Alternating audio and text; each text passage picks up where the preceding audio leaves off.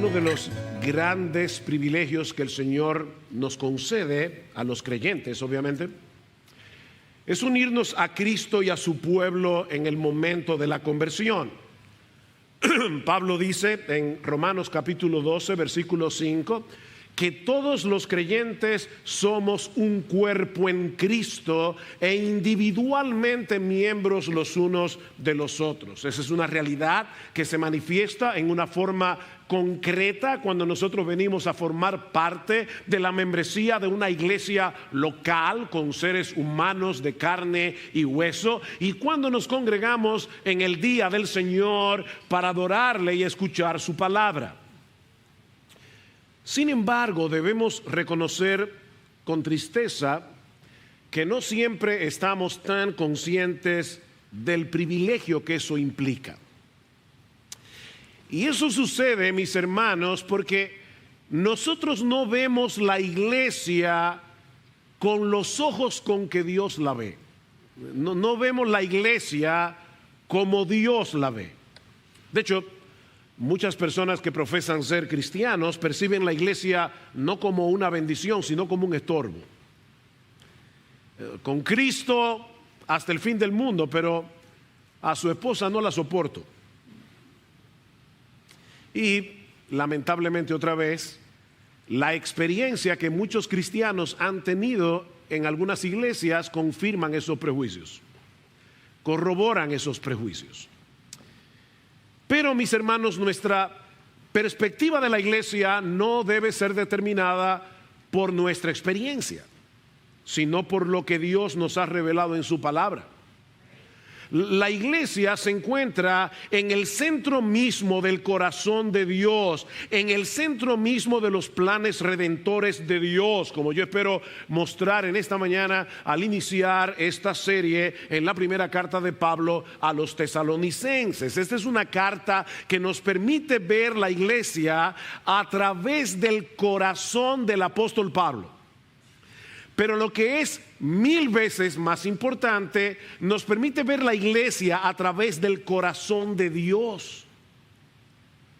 La iglesia es el Israel del nuevo pacto. La iglesia es la niña de los ojos de Dios. Saulo, Saulo, ¿por qué me persigues?, le dice el Señor a Pablo en su camino a Damasco. Pablo no estaba persiguiendo directamente a Jesús, pero perseguir a la iglesia, atacar a la iglesia, hacerle daño a la iglesia, es perseguir a Cristo mismo.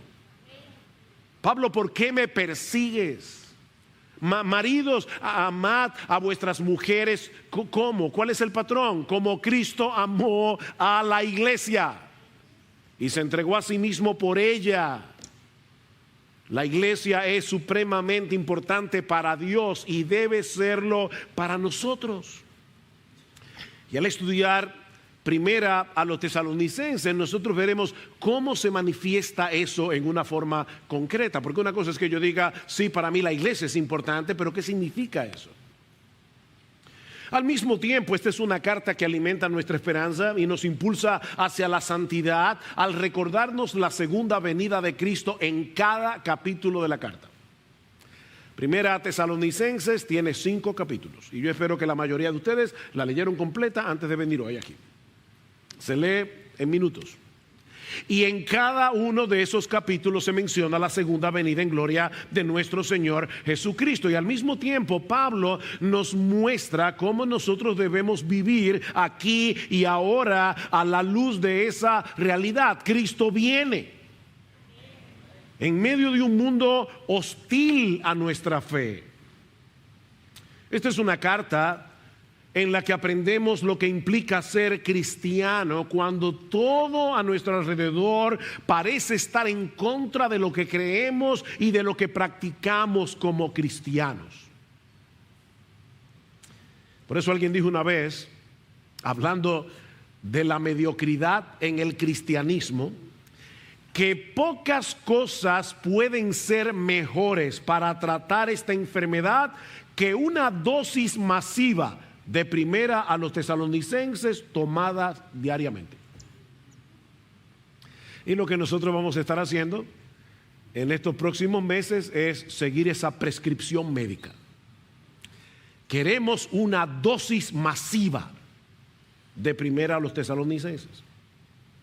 Es con esa expectativa que nosotros iniciamos el estudio de esta carta en esta mañana. Pero antes de pasar a considerar su contenido, nosotros debemos darle un vistazo al establecimiento de esta iglesia en Tesalónica en la soberana voluntad de Dios. Y ustedes van a ver que al entender cómo se fundó esta iglesia, ya nosotros tenemos la mitad del camino recorrido para entender la carta. La ciudad de Tesalónica fue fundada por Casandro, uno de los generales de Alejandro el Grande, en el 315 antes de Cristo, y la llamó Tesaloniki en honor a su esposa. No todas las mujeres tienen, ¿verdad?, la oportunidad de que sus esposos les regalen una ciudad y le pongan su nombre. Yo no sé cómo era ese matrimonio, pero me llamó la atención. Tesaloniki era hija del rey Felipe II de Macedonia, hermana de Alejandro el Grande. Tesalónica se encontraba en un lugar muy estratégico, ya que era el mejor puerto natural de la región, y estaba ubicada sobre la vía Ignacia, una de las carreteras más importantes construida por los romanos, con una longitud de 1120 kilómetros. De manera que Tesalónica era de fácil acceso, tanto por mar como por tierra. En el 46, antes de Cristo, durante la dominación romana, Tesalónica vino a ser la capital de toda Macedonia, con una población de 200,000 habitantes. Tesalónica era el Nueva York de Macedonia. Era una típica ciudad portuaria, con una intensa actividad comercial, lo que atrajo a muchos judíos, una confusa mezcla de religiones y una rampante inmoralidad. Los romanos también le habían concedido autonomía política, y vamos a ver cómo eso impacta a la historia que vamos a ver en esta mañana. Autonomía política para lidiar con los asuntos relacionados con el gobierno de la ciudad. Ahora, lo más importante que nosotros podemos decir acerca de Tesalónica es que Dios había decretado fundar allí una iglesia. Eso es lo más importante. Hace unos años, Gloria y yo estuvimos en un sitio muy hermoso de Argentina, precioso, uno de los lugares que yo pudiera pensar, esto es lo que más se parece al paraíso aquí en la tierra, que yo haya visto. Pero ese domingo adoramos en una iglesita de madera, bien pobre, con unas 15 personas. Y yo le decía a Gloria, ¿sabes qué? Este lugar es el más hermoso que nosotros hemos visto aquí. Porque aquí mora la gloria de Dios. Aquí está la gloria de Dios. Y es interesante, muy interesante, la manera como Dios llevó a cabo su plan de establecer una iglesia en Tesalónica durante el segundo viaje misionero del apóstol Pablo en los años 50-51 después de Cristo. Ahora Pablo está viajando con Silas, ya no más con Bernabé, y luego Timoteo también se unió al equipo misionero. Y tal parece que Pablo tenía en mente seguir estableciendo iglesias en Asia Menor, lo que hoy es Turquía, pero Dios tenía otra agenda. Dice en Hechos capítulo 16, versículo 6, que pasaron por la región de Frigia y Galacia, escuchen esto, habiendo sido impedidos por el Espíritu Santo de hablar la palabra en Asia. Y cuando llegaron a Misia, intentaron ir a Bitinia, pero el Espíritu de Jesús no se lo permitió. Y pasando por Misia, descendieron a Troas. Ahora, estos versículos se leen tan rápidamente que pueden darnos la impresión de que Lucas está hablando de una distancia relativamente corta. Pablo salió de La Vega y llegó a Santiago. Pero de Listra, de donde salieron, a Troas hay una distancia de 800 kilómetros. Para que tengan una idea, es la misma distancia que hay entre Santo Domingo y la capital de Jamaica, o sea, Kingston. Pablo salió de Santo Domingo y a través de terrenos montañosos, difíciles, peligrosos. 800 kilómetros después llegó a Troas. Y debemos suponer, mis hermanos, tal vez que Pablo y su equipo estaban luchando con un sentido de frustración. Eso es probable. Lucas no nos dice de ninguna conversión, de ninguna iglesia fundada durante todo ese trayecto. Fue una pérdida de tiempo de 800 kilómetros. Así que parecía como si de repente Dios hubiera dejado de actuar, excepto para decir que no. La única manifestación de la presencia de Dios durante esos 800 kilómetros fue que Dios le dijo que no, que no, que no. ¿Predicamos la palabra en Asia? No. Entonces, ¿vamos a Bitinia? No. Hermanos, eso, de verdad, por favor, pónganse, no puedo decir en los pantalones, pero en las sandalias de Pablo. Estos hombres querían hacer la obra misionera, no estaban andando en desobediencia. Estaban empeñados en dar a conocer el evangelio. Pero se encontraban con un obstáculo tras otro y no podían entender qué era lo que Dios quería que hicieran. Y la verdad es que muchas veces los creyentes tenemos esa misma impresión de que hemos estado recorriendo un largo camino en el que no ha pasado nada. Vemos nuestra vida y decimos, no está pasando nada, excepto que Dios nos está diciendo que no. Pero mis hermanos, el hecho de que no seamos capaces de percibir la obra de Dios no quiere decir que Él no está obrando. Lo que eso quiere decir es que nosotros no somos capaces de percibirlo. Esos obstáculos de parte de Dios tenían un propósito. Pablo no podía detenerse a predicar el evangelio en Asia, por más bueno que eso fuera, porque Dios tenía otra agenda. Y mis hermanos, déjenme decirles algo: la agenda de Dios siempre, siempre, invariablemente es mejor que la tuya y que la mía. Y generalmente no coincide con la nuestra, pero es mejor. ¿Cuál era la agenda de Dios? Si ustedes ven en un mapa, se van a dar cuenta que era como si Dios le estuviera poniendo obstáculos para que Pablo no tuviera otra alternativa que llegar a la ciudad de Troas, en el puerto extremo de Asia Menor, para darles a conocer allí cuál era la agenda que él tenía en mente con respecto a la obra misionera. Dice en Hechos capítulo 16, versículo 9, que estando en Troas esa noche se le mostró a Pablo una visión. Un hombre de Macedonia estaba de pie suplicándole y diciendo: pasa a Macedonia y ayúdanos. Cuando tuvo la visión, enseguida procuramos ir a Macedonia. ¿Qué pasó aquí? Que Lucas se unió al equipo. No sabemos cuándo, pero ahora Lucas está escribiendo en primera persona del plural. Ahora Lucas está en el equipo. Procuramos ir a Macedonia, persuadidos de que Dios nos había llamado para anunciarles el evangelio. Ahora, yo no sé si ustedes se dieron cuenta, probablemente no, mientras yo leía esto, porque ustedes no lo están viendo en sus Biblias, pero Lucas nos dice que las tres personas de la Trinidad estaban involucradas en darles dirección al equipo misionero de Pablo. En el versículo 6 dice que el Espíritu Santo les había impedido hablar la palabra en Asia. En el versículo 7 dice que el Espíritu de Jesús les impidió dirigirse a Bitinia. Y en los versículos 9 y 10 dice que fue Dios, refiriéndose muy probablemente a Dios el Padre, el que les dijo en una visión que pasaran a Macedonia para llevar el evangelio al continente europeo. El Dios Trino tenía su propia agenda para el avance de la obra misionera. Dios les había dicho que no durante 800 kilómetros para que el evangelio llegara a Europa. La primera ciudad que fue evangelizada fue Filipos, que Era una de las ciudades principales de la provincia de Macedonia, dice Lucas en Hechos capítulo 16, versículo 12.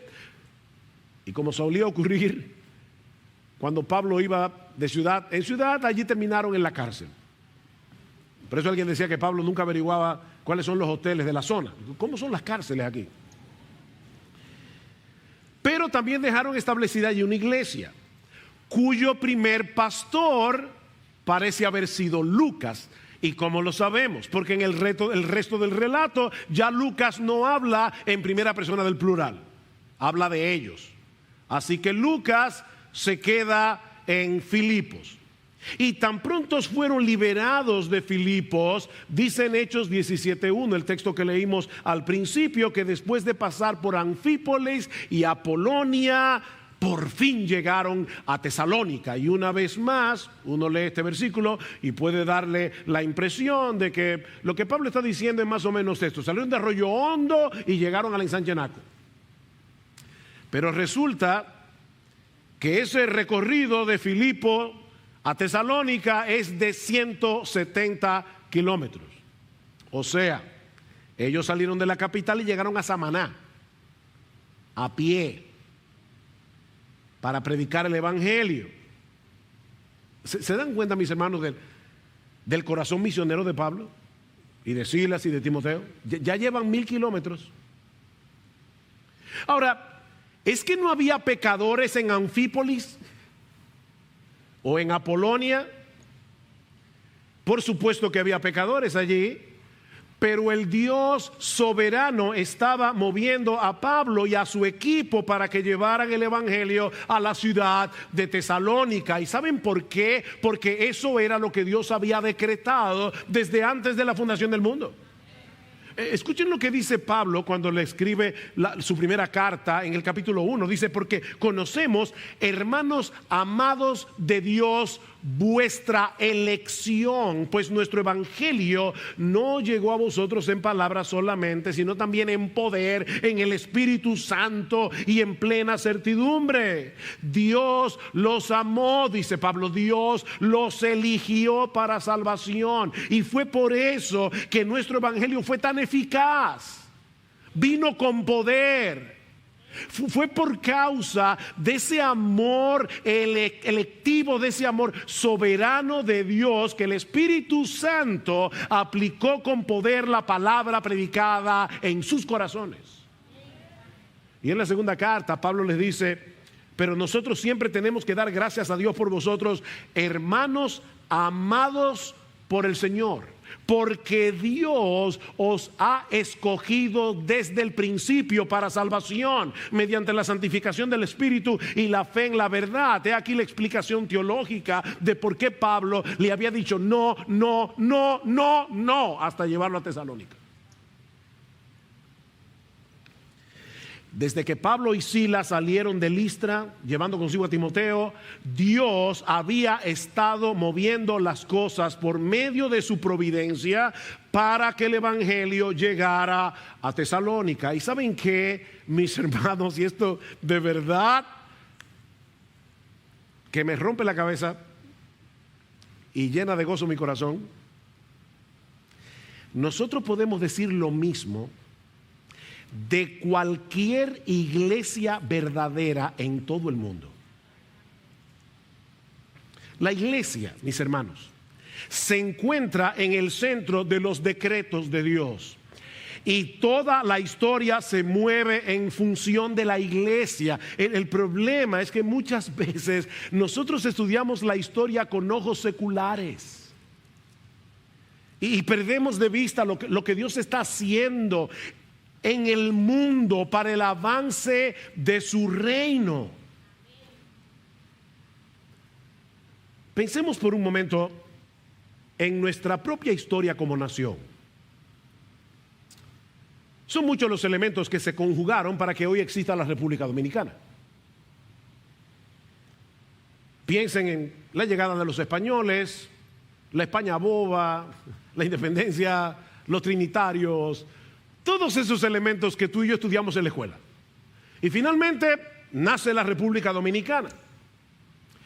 Y aunque la Iglesia Católica hizo lo posible y lo imposible para mantener el monopolio religioso en la Hispaniola, en esta isla, incluyendo la quema de 300 ejemplares de la Reina Valera en el 1600, la Reina Valera se imprimió, se publicó por primera vez en 1564, y unos pocos años más tarde 300 ejemplares llegaron a la República Dominicana, bueno, a la Española, no era la República Dominicana, era la colonia.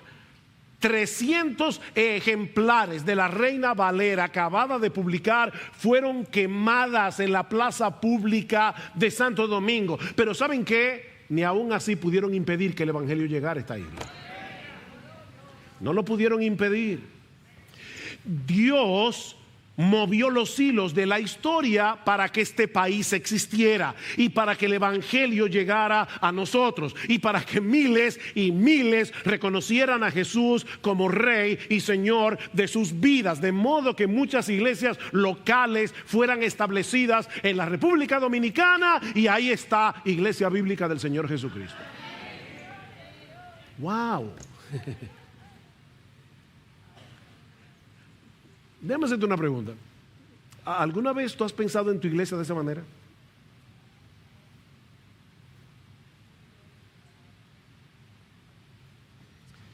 ¿Alguna vez tú te has puesto a pensar el hecho de que esta iglesia existe? Y recuerden, yo no estoy hablando exclusivamente de IBCJ. Gracias al Señor, en República Dominicana hay muchas buenas iglesias donde el evangelio es predicado. Estoy tomando esta iglesia como un ejemplo. ¿Alguna vez tú has pensado en el hecho de que esta iglesia existe? Porque desde antes de la fundación del mundo, Dios determinó, Dios decretó que existiera la República Dominicana, que muchos fueran salvos y que en algún punto de la historia se unieran a esta iglesia local. Lo mismo que a muchas otras iglesias donde el evangelio es predicado. De paso, ya vimos cómo Dios fue moviendo las cosas en su providencia para que Pablo no pudiera predicar el evangelio en Asia en el segundo viaje misionero, porque Dios tenía en mente que el evangelio llegara a Europa. Ahora, yo tengo una pregunta para ustedes. ¿Quiénes fueron los que trajeron el evangelio a la República Dominicana? Los descendientes de esos europeos. Y obviamente yo no me estoy refiriendo a los colonizadores. Yo me estoy refiriendo a los misioneros que llegaron a República Dominicana desde Inglaterra, desde Canadá y desde Estados Unidos en el siglo XIX. ¿Saben de dónde eran? De Europa. Eran descendientes de europeos. Pastor, usted sí se fue lejos, porque, óyeme, de Pablo a la República Dominicana en el siglo XIX es un trecho largo. En la mente tuya, pero no en la de Dios. Porque para Él 1000 años son como un día. Mis hermanos, Dios tiene todos los hilos, todas las conexiones, Él la tiene en su mente. Así que una de las razones por las que el evangelio llegó a Europa es para que IBCJ existiera. Ay, pastor, ahora sí se fue. No, yo no me estoy yendo lejos, hermano. Simplemente estoy tratando de ver lo que Dios está haciendo en su providencia. Porque nada se escapa a su gobierno soberano.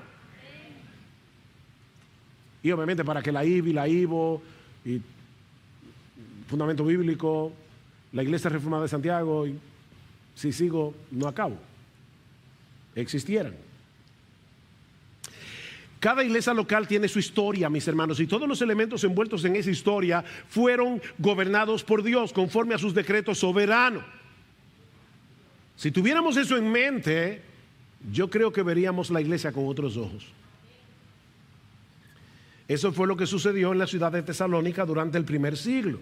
Lo mismo que ha estado sucediendo a través de la historia conforme a la agenda de Dios para el avance de su reino en el mundo. Pablo predicó el evangelio, dice a partir del versículo 2, y el impacto fue sorprendente. Hechos capítulo 17, versículo 2. Y Pablo, según su costumbre, fue a ellos y por 3 días de reposo discutió con ellos, dialogó con ellos, debatió con ellos, razonó con ellos basándose en las escrituras, explicando. Es la misma palabra que aparece en Lucas capítulo 24 versículo 27, cuando dice que Cristo les abrió el entendimiento para que comprendieran las escrituras, para que comprendieran todo lo que se decía de él en los libros de Moisés, en los profetas y en los salmos. Dice, explicando y presentando evidencia de que era necesario que el Cristo padeciera y resucitara de entre los muertos, y diciendo, este Jesús a quien yo os anuncio es el Cristo, este Jesús es el Mesías, el que murió en la cruz, es el descendiente de David, prometido que habría de sentarse en su trono para siempre. Ese fue el evangelio que Pablo predicó en Tesalónica. O sea, Pablo no se paró en el centro comercial y comenzó a decir a todo el que pasaba por ahí, Dios te ama, Dios te ama, Dios te ama.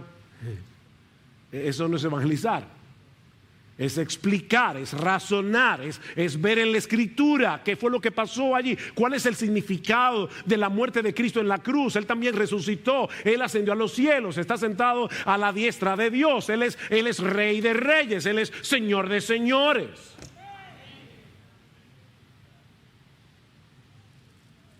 ¿Y qué pasó? Que nació una iglesia. Dice en el versículo 4 que estos nuevos creyentes se unieron a Pablo y a Silas. Y este es un verbo que solo aparece aquí en todo el Nuevo Testamento. Transmite la idea de apegarse. Ellos se apegaron a los misioneros. Estos hombres y mujeres vinieron a ser parte de esa comunidad de creyentes que luego vendría a ser la iglesia en Tesalónica. Dice, algunos de ellos creyeron y se unieron a Pablo y a Silas, juntamente con una gran multitud de griegos temerosos de Dios y muchas de las mujeres principales. Es decir, estas mujeres estaban casadas con autoridades políticas de Tesalónica. Eran mujeres de dinero, eran mujeres de influencia, temerosas de Dios. Es decir, aunque no eran judías, ellas habían abrazado a Jehová, el Dios de los judíos, y asistían a la sinagoga. Yo sé que ahora voy a especular, pero el punto es este. Ahora de repente estas mujeres dejaron de ofrendar en la sinagoga,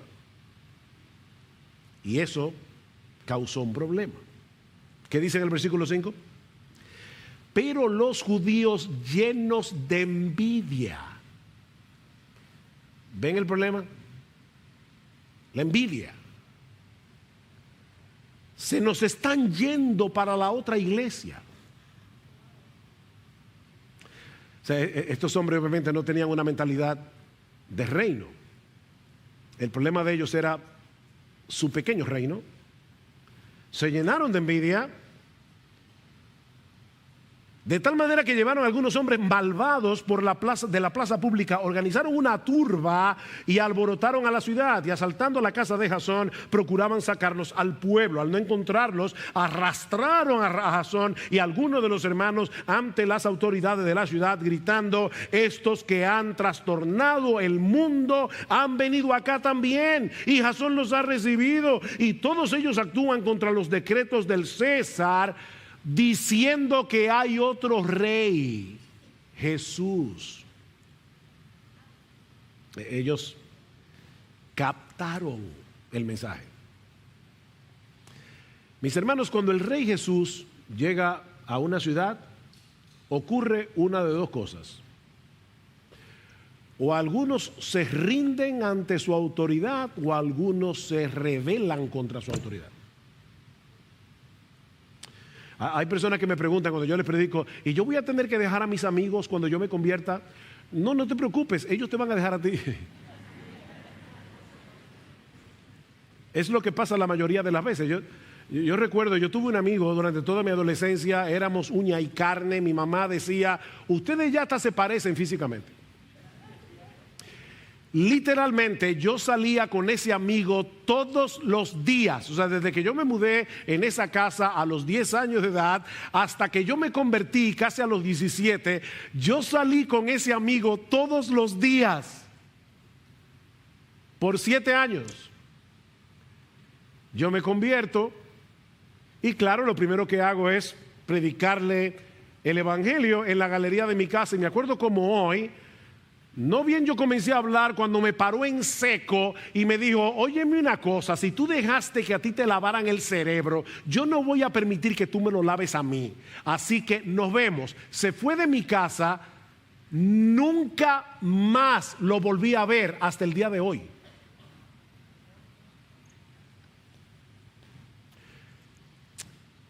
El Rey Jesús lo trastorna todo.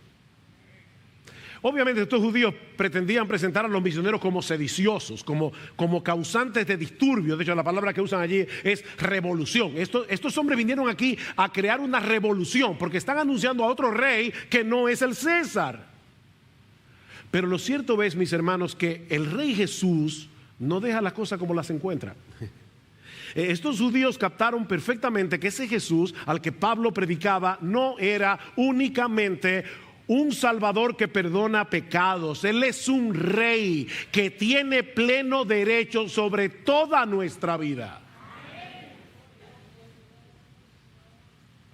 El evangelio es una amenaza. Es una amenaza contra los poderes de este mundo. ¿Por qué ustedes creen que hay tanto empeño en terminar con el cristianismo? ¿Por qué la ONU, la OEA, por qué todos esos organismos internacionales tienen un problema con la iglesia? Porque nosotros somos una amenaza, porque ellos tienen su agenda. Nosotros no tenemos la nuestra, no tenemos la de Él, el Rey Jesús. Ese es el problema. Es un asunto de dos reinos aquí. Convertirse a Cristo, mi amigo, óyeme bien, convertirse a Cristo es mucho, mucho, mucho más que aceptarlo como Salvador. Es una entrega voluntaria de todo lo que somos. Es rendirnos ante Él, ante su autoridad como Rey de reyes, como Señor de señores, para hacer su voluntad y no la nuestra. Eso es convertirse. Mira, mi amigo, si Cristo no es tu Rey, tampoco es tu Salvador. Es así de simple. Si Él no es tu Rey, no es tu Salvador, porque no se puede tener una cosa sin la otra. Obviamente eso no quiere decir que los creyentes viven una vida de perfecta obediencia, porque eso no será posible mientras el pecado more en nosotros. Pero sí quiere decir que el creyente desea hacer su voluntad. Eso sí quiere decir que el creyente lucha contra su pecado para hacer su voluntad. Eso quiere decir que cuando el creyente peca, le duele su pecado, le avergüenza su pecado y vuelve otra vez en arrepentimiento. Por eso es que Lutero decía, la vida cristiana es una vida de arrepentimiento y fe. Eso no pasa una sola vez. Cuando tú te convertiste, no, mi hermano. Eso es una vida de arrepentimiento, es una vida de fe. Estos hombres y mujeres en Tesalónica se convirtieron, dice Pablo, 1 Tesalonicenses 1:9, se convirtieron, se volvieron de los ídolos a Dios para servir al Dios vivo y verdadero. Esa es la definición de lo que es una conversión. Se volvieron. Sus vidas fueron transformadas. Pero como nosotros vivimos en un mundo donde a lo malo le llaman bueno y a lo bueno le llaman malo, estos judíos de Tesalónica no podían aceptar tranquilamente que el Rey Jesús haya producido ese cambio en la vida de tantas personas y levantaron esta turba, versículo 8, y alborotaron a la multitud y a las autoridades de la ciudad que oían esto, pero después de recibir una fianza de Jasón y de los otros, los soltaron. No sabemos cuánto tiempo duró el ministerio de Pablo en la ciudad de Tesalónica. Algunos sugieren que Pablo solo estuvo allí 3 semanas, porque dice en el versículo 2 que Pablo, según su costumbre, fue a ellos y por 3 días de reposo, es decir, por 3 sábados discutió con ellos en la sinagoga, porque ese era el día en que se reunían los judíos. Pero allí no dice que Pablo se pasó 3 semanas en Tesalónica, dice que él fue por 3 sábados consecutivos a la sinagoga mientras lo dejaban entrar, porque parece que después ya no lo dejaron. Ahora, es muy probable que Pablo se pasara un poquito más de tiempo en la ciudad, porque dice en la segunda carta que Pablo llegó a trabajar haciendo tiendas de campaña. Dice en Filipenses que cuando él estaba en Tesalónica, los filipenses en 2 ocasiones por lo menos le mandaron una ofrenda. O sea que aparentemente el tiempo de Pablo en la ciudad fue un poco más extenso, pero lo cierto es, hermanos, que fueron muy pocas semanas. Un ministerio sumamente breve. Así que Pablo y su equipo se vieron obligados a salir de Tesalónica, dejando atrás una iglesia de recién convertidos en medio de mucha hostilidad. De Tesalónica llegaron a Berea. ¿Y qué hicieron los misioneros? Dijeron, bueno, mira, esto se está poniendo difícil. Vamos a tomar un tiempo para orar. No, volvieron a la sinagoga en Berea, predicaron el evangelio, y los judíos de Tesalónica enviaron otra turba a Berea también. Y Pablo tiene que salir de Bereas hacia Atenas, y cuando llega a Atenas, ¿qué hace? Ir al Areópago a predicar el evangelio. Mis hermanos, déjenme decirles algo. Predicar el evangelio es más importante que nuestra vida. Es tan sencillo como eso. No es decir ahora qué corazón tenía Pablo. Sí, verdad que tenía un corazón misionero impresionante, pero ¿sabe qué es lo que Pablo tenía? Un entendimiento muy claro de quién era Jesús, un entendimiento muy claro de lo que va a pasar con las personas que no se arrepienten de sus pecados y se rinden ante Jesús y lo aceptan como su rey. Y eso lo impulsaba a predicar, a predicar, a predicar. No importa lo que tuviera que sufrir por eso. Pablo llega a Atenas, luego a Corinto, y estando en Corinto ya no puede soportarlo más, porque el corazón de Pablo estaba atado a los hermanos de Tesalónica. Pablo se preguntaba, ¿qué habrá pasado con estos hermanos? Vayan conmigo a la carta primera a los tesalonicenses. Noten lo que Pablo les dice en el capítulo 2. Versículo 18, ya que queríamos ir a vosotros, al menos yo, Pablo, más de una vez, pero Satanás nos lo ha impedido. Pablo quería él mismo llegar a Tesalónica. Capítulo 3, por lo cual no pudiendo soportarlo más. ¿Ustedes están escuchando este lenguaje? El amor de Pablo por sus hermanos. No pudiendo soportarlo más, pensamos que era mejor quedarnos solos en Atenas y enviamos a Timoteo, nuestro hermano y colaborador de Dios en el evangelio de Cristo, para fortaleceros y alentaros respecto a vuestra fe. Y cuando Timoteo regresa de Tesalónica a Corinto, le da un reporte a Pablo sumamente alentador. Dice: Pablo, estos hermanos están firmes en la fe. Estos hermanos no han claudicado, pero hay algunos problemas. Hay algunos problemas. Por un lado, algunos incrédulos te están difamando, Pablo. Están diciendo que tú eres un oportunista que se quiere aprovechar del dinero de estos hermanos. Por eso es que Pablo en el capítulo 2, en el versículo 5 dice: yo no fui por lucro a ustedes. Él está defendiendo su ministerio. Y por otro lado, la persecución contra los creyentes había arreciado. Timoteo también le dice que algunos hermanos estaban confusos con respecto a la segunda venida de Cristo. Se preguntaban, ¿y qué va a pasar si Cristo viene con aquellos que ya murieron? Ellos no van a participar de este evento, y Pablo tiene que corregir este problema. Otros estaban tan seguros de la venida de Cristo que dejaron de trabajar. Pues si ya Cristo viene, ¿para qué empeñarnos en esto, en estos afanes del mundo? Y Pablo les dice: el que no quiere trabajar, que tampoco coma.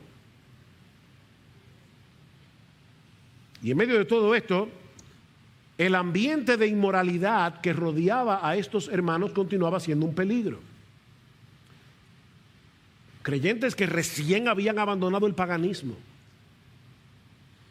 Y es por eso que Pablo decide escribirles una carta y luego otra, en la que primero manifiesta su gratitud a Dios por la obra que estaba haciendo en ellos, les reitera su amor, su preocupación por ellos y los exhorta a mantenerse firmes en la fe, vivir en santidad, alimentándose de la esperanza de la segunda venida de Cristo. Ahora, por encima de la iniciativa de Pablo y del corazón pastoral de Pablo, el Espíritu Santo fue el que lo movió a escribir esta carta inspirada para beneficio de la iglesia de Cristo a través de todas las épocas.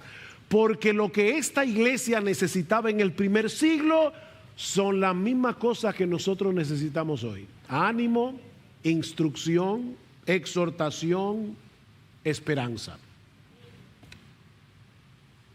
¿Por qué estamos estudiando esta carta? ¿Por qué vamos a comenzar a estudiar esta carta? Porque tú y yo necesitamos lo mismo que ellos necesitaban. El mismo Dios que había estado moviendo las cosas para que Pablo y su equipo misionero llevaran el evangelio a Tesalónica es el que le había dado ese corazón a Pablo para amar entrañablemente esta iglesia, preocuparse por ella y escribirle esta carta. Dios está interesado en el fortalecimiento de su iglesia. Lo que nos lleva de la mano a nuestro segundo encabezado, que veremos más brevemente. Ya vimos que esta iglesia ha sido establecida por la voluntad soberana del Trino Dios. Pero vemos también al inicio de la primera carta de Pablo, yo les pido que vayan ahora a primera a los tesalonicenses, que lo que hace que una iglesia sea una iglesia y pueda crecer, madurar, es la relación vital que esa iglesia tiene con el Dios Trino. O sea, fíjense, ya vimos que el Dios Trino tenía en su agenda establecer una iglesia en Tesalónica. Lo que estamos diciendo ahora es que esta iglesia que había nacido en Tesalónica estaba enraizada en el Dios Trino. Vean lo que dice 1 Tesalonicenses 1:1. Pablo, Silvano, que es Silas, es el diminutivo, Pablo, Silvano y Timoteo, a la iglesia de los tesalonicenses en Dios Padre y en el Señor Jesucristo. Gracia a vosotros y paz. Obviamente, no tenemos todo el tiempo que necesitamos para considerar ampliamente cada elemento de esta salutación. Así que por ahora, ya luego veremos un poquito más, pero por ahora solo quiero concentrarme en la forma como Pablo describe a los destinatarios de esta carta.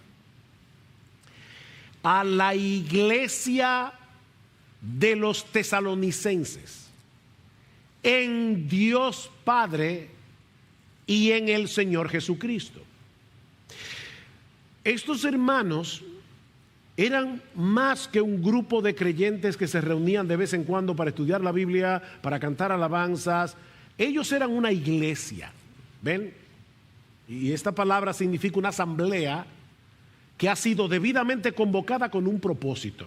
Ustedes recuerdan que yo les había dicho que los romanos habían conferido cierto grado de autonomía política a la ciudad de Tesalónica. O sea, ellos estaban acostumbrados a reunirse en asambleas para deliberar los asuntos de la ciudad, y la palabra que se usaba para designar esas reuniones era eclesia, la misma palabra que Pablo está usando aquí y que se traduce como iglesia. Eclesia, asamblea. Pero esta asamblea, esta eclesia de la que habla Pablo, es muy diferente porque es el mismo Dios el que la ha convocado. De paso, mis hermanos, cuando tú faltes a esta reunión, hay razones de peso para faltar a la iglesia el domingo. Pero nunca olvides esto. Esta es una asamblea que ha sido convocada por Dios. Y Él se hace presente en medio nuestro en esa convocación. Así que Hay razones de peso para no venir el domingo a la iglesia. La hay, o las hay. Solo asegúrate que sea una razón que el Dios que convocó esta asamblea la acepte como buena y válida. Porque es Dios el que nos ha convocado. Y Él está aquí. Él está aquí. Esto es serio. Así que esta asamblea es diferente. Primero porque es Dios el que la ha convocado para estar en una íntima y vital comunión con Él. Esta iglesia, dice Pablo, se encuentra en Dios Padre y en el Señor Jesucristo. Es como un árbol plantado en el Dios Trino.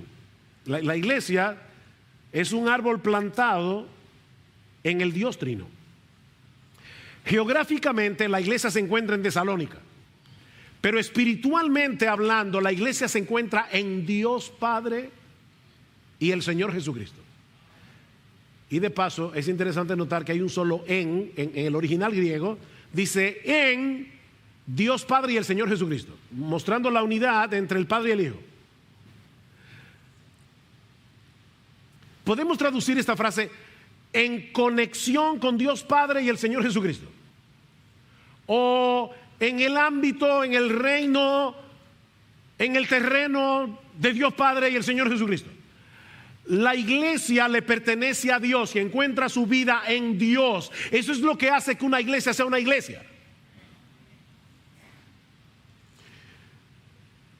¿Dónde se encuentran los cristianos?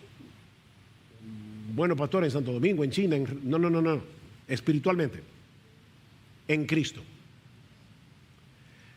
Cada cristiano está unido a Cristo por la fe, ¿no es así? Somos cristianos porque estamos en Cristo, unidos a Cristo por la fe. Y por esa razón, Pablo dice en Colosenses capítulo 3, versículo 3, que nuestra vida está escondida con Cristo en Dios. ¿Tú oíste eso? Nuestra vida está escondida con Cristo en Dios.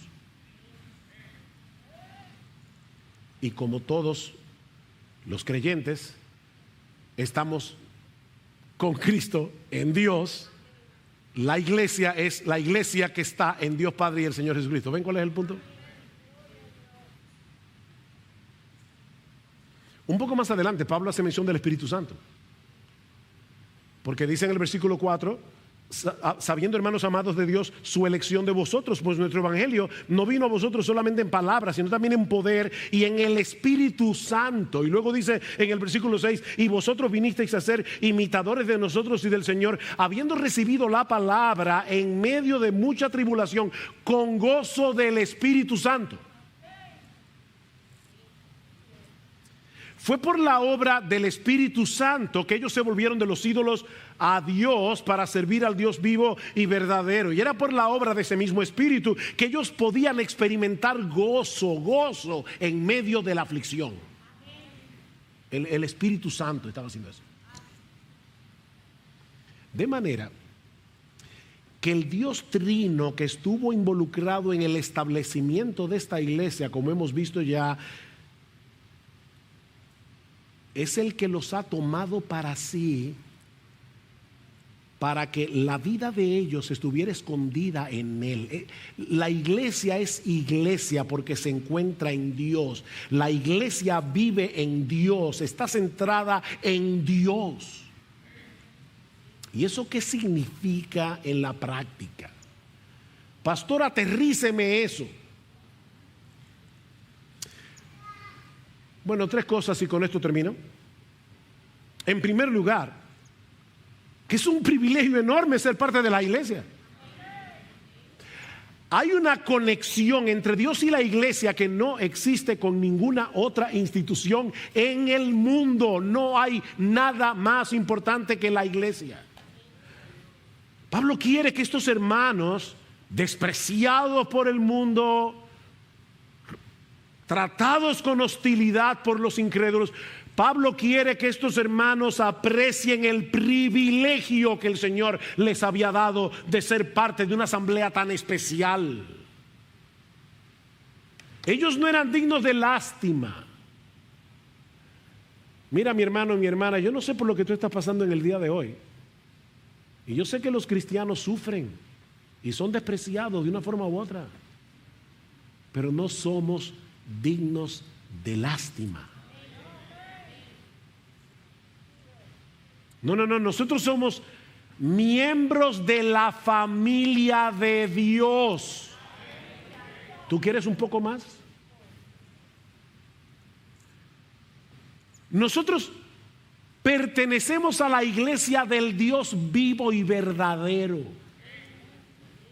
Y ese es un privilegio que ningún desprecio de este mundo puede opacar. Por otra parte, esto también significa, en segundo lugar, que un verdadero creyente, un miembro del cuerpo de Cristo, no se puede perder. Porque nuestra vida está escondida con Cristo en Dios.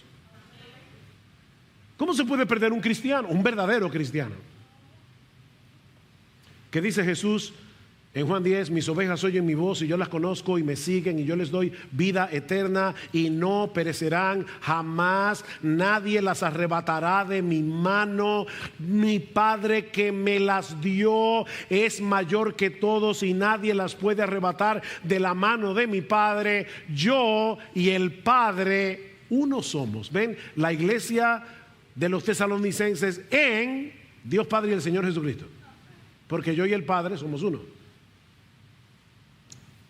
Es imposible, totalmente imposible, que un verdadero creyente se pierda y termine en el infierno, porque el Padre y el Hijo nos han abrazado a su corazón para que nunca nos apartemos de ahí.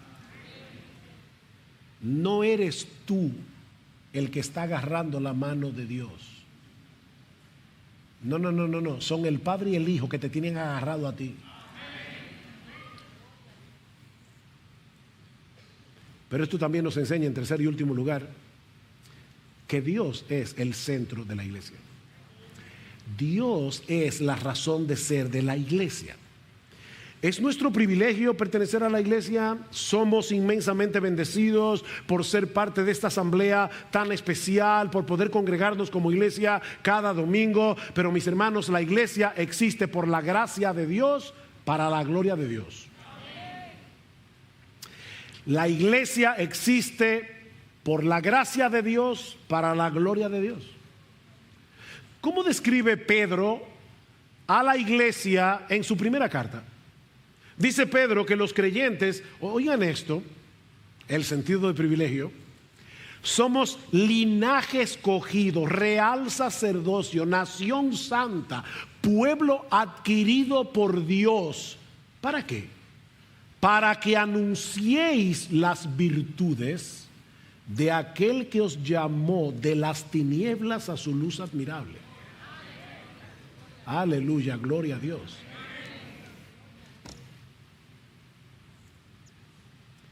Miren, mantengamos al Dios en el centro de la vida y ministerio de esta iglesia por medio de la centralidad de la palabra, por medio de la centralidad de la adoración, por medio de la centralidad del evangelismo. Nosotros evangelizamos porque hay personas allá afuera que no conocen a Dios, y como no conocen a Dios no pueden adorar a Dios, y Dios está buscando adoradores que le adoren en espíritu y en verdad.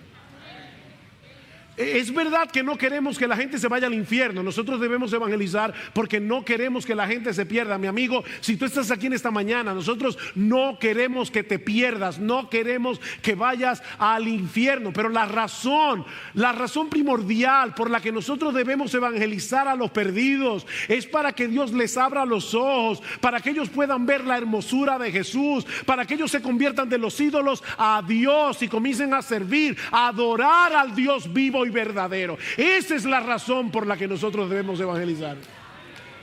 Porque hay gente allá afuera que no está adorando a Dios. Dios es el centro. ¿Y saben lo que está pasando hoy día que el hombre ha venido a ser el centro de la iglesia. Por eso es que mucha gente evalúa la iglesia en base a si los ministerios que la iglesia tiene suplen mis necesidades, si los himnos que se cantan a mí me gustan o no me gustan. La idea no es, ese himno glorifica a Dios, alaba a Dios, exalta a Dios. No, a mí me gusta o no me gusta. Son mis preferencias ahora lo que se han convertido en la tabla de evaluación para yo evaluar una iglesia. En vez de evaluar la iglesia, si la palabra allí es central, si Dios es central, si la gloria de Cristo es central, si Cristo es exaltado, eso es lo que se evalúa de una iglesia. Y yo no estoy diciendo por si acaso que los himnos no sean importantes. Yo no estoy diciendo eso. Lo que yo estoy diciendo, mis amados hermanos, es que la tabla de evaluación que nosotros debemos usar es otra.